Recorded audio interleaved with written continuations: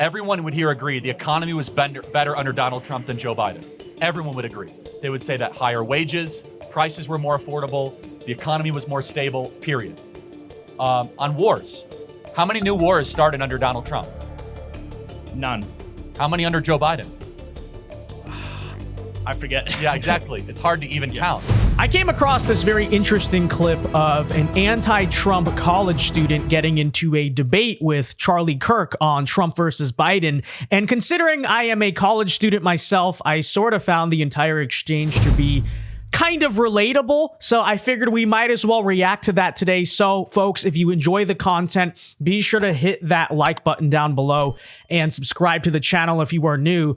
But all right, let's get into this. For like Trump, but like, correct. But like, okay, so like, I mean, I was just thinking like when you're talking about like all those cases he was in, I don't see him as looking like a very moral guy. As a Christian, I don't know if I should back him.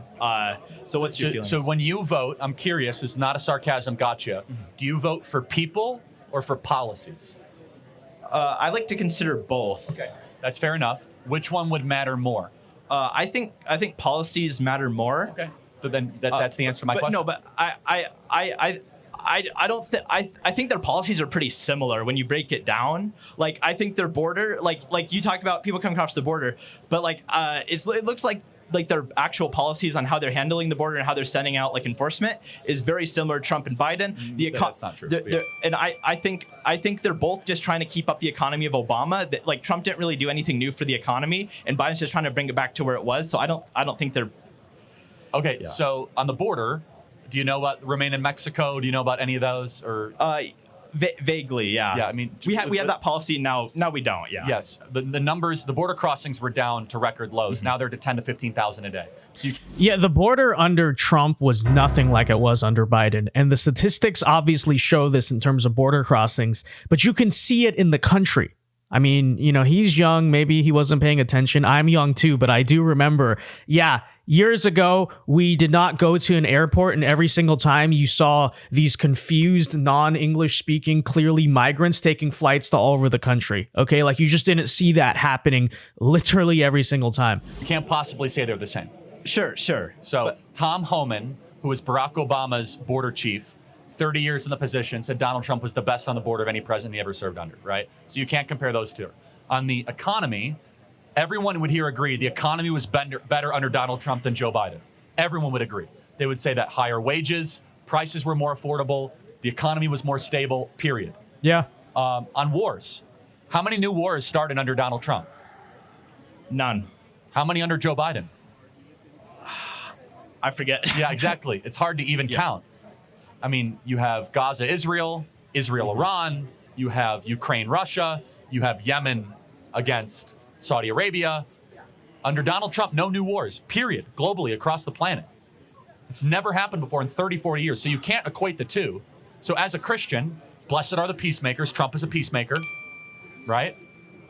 Like, did he make any peace? Oh, yeah. You know the Israel peace deal that he signed between the United Arab Emirates, Saudi Arabia, Bahrain, and Israel? Do you remember that? He signed the Abraham Accords, which was the greatest peace deal of Israel in the modern lifetime.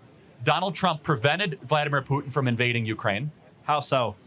Well, he didn't invade Ukraine, but sure. The way he did that is he met with them in Helsinki under great opposition and condemnation and said, I want diplomacy, not war with Russia. And it was the right move for the Western world, period. Yeah. And Vladimir Putin did not move an inch into Ukraine. You know where he did move an inch into Ukraine? Under Obama, he annexed Crimea. Mm-hmm. Under Joe Biden, he invaded Ukraine. Not under Trump. He wouldn't dare. You know why? He also feared Trump.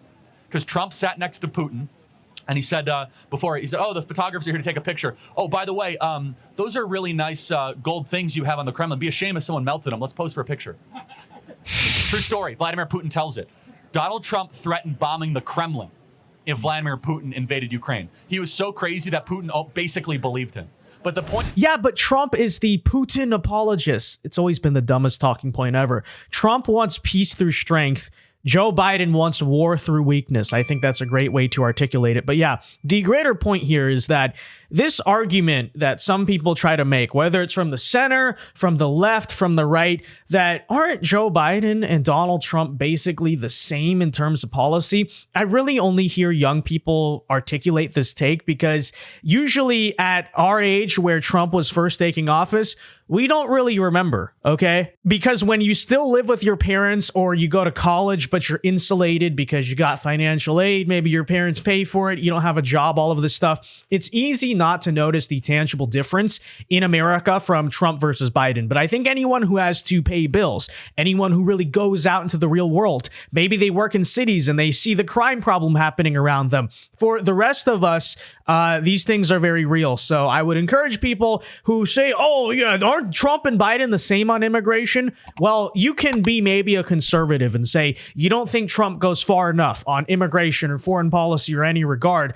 But to pretend like, you've seen 4 years of Biden, 4 years of Trump, to pretend like there is no tangible difference between the two candidates in this race is frankly just ridiculous. So the point is in the reality, right? The reality is we had less people invading our country. There were less wars abroad. The economy was better.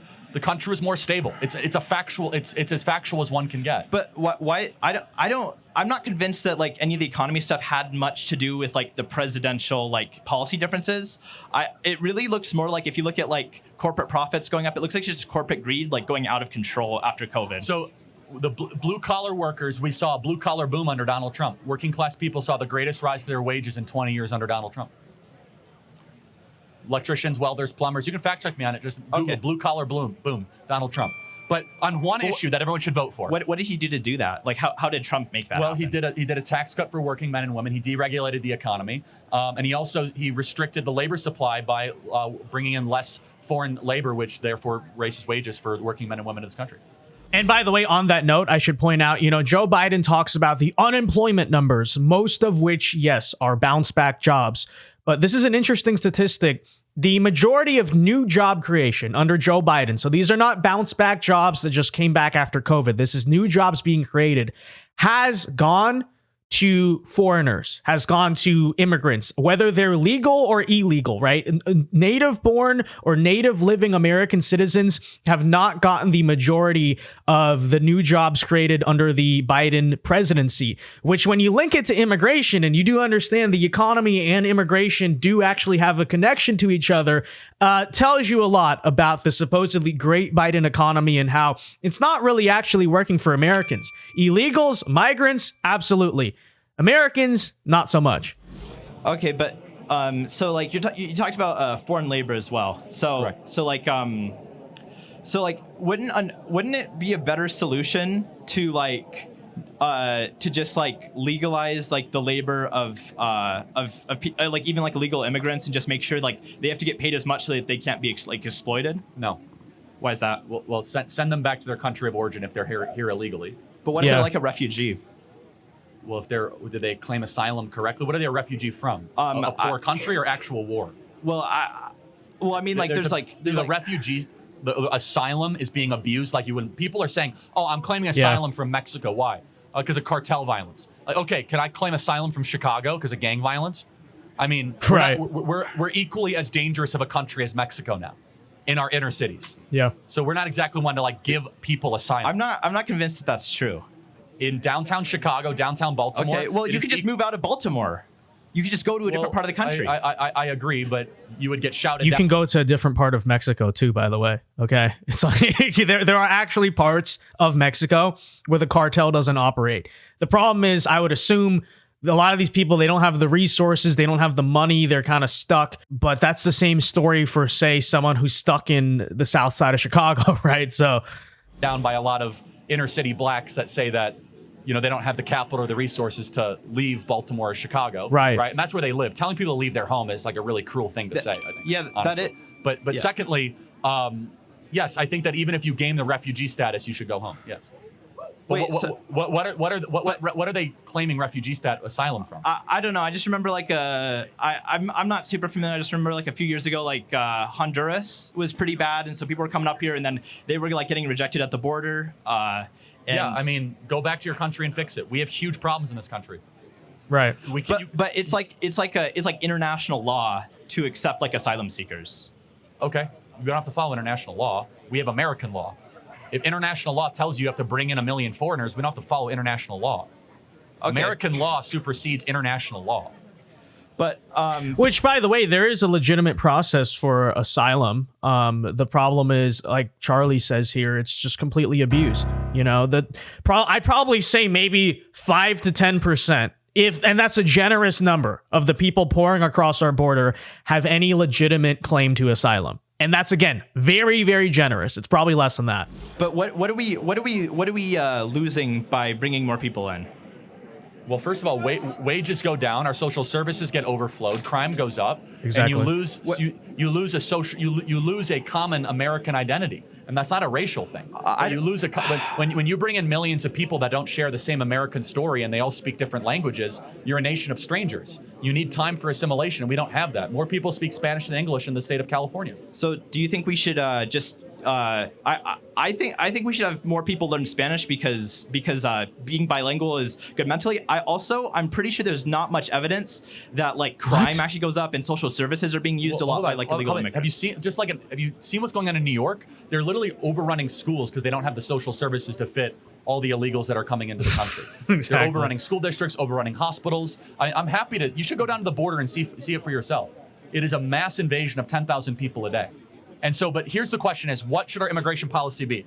Number one, a government exists to represent its citizens. It does not exist to solve the problems of foreigners. That's nice once you solve your own problems. And so you must put your own people first. And right now, our people are being spit on, ignored, and not prioritized, especially young people in this country. It is harder than ever for you guys to own homes, harder than ever for you to get well-paying jobs, harder than ever for you guys to build a family. And we have to be lectured that we have to go bring in all the problems in the third world?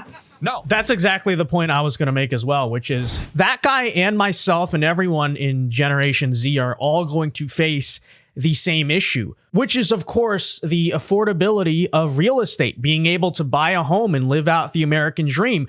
And yes, it's absolutely true that mass migration, especially at the ridiculous, unsustainable levels we have under Biden, definitely messes with the real estate market. But beyond that, there are also a lot of wealthy foreign investors, as well as domestic investors like BlackRock, etc., that are buying up all the real estate in our country. And, apparently we are just told that we have to accept all of that because it's okay and we're bigoted if we oppose it. I mean, that's just ridiculous. Or, alternatively, we are just straight up insulted. Apparently, if a American citizen calls out that, hey, the majority of new jobs under Biden have gone to immigrants, how is that good for American people? You're just xenophobic, right? If you look at it and if you hear someone tell you that the reason Americans can't get jobs is because they just suck, like they're just not good enough for the job, even though in the vast majority of cases, it's just because they can pay the immigrant less.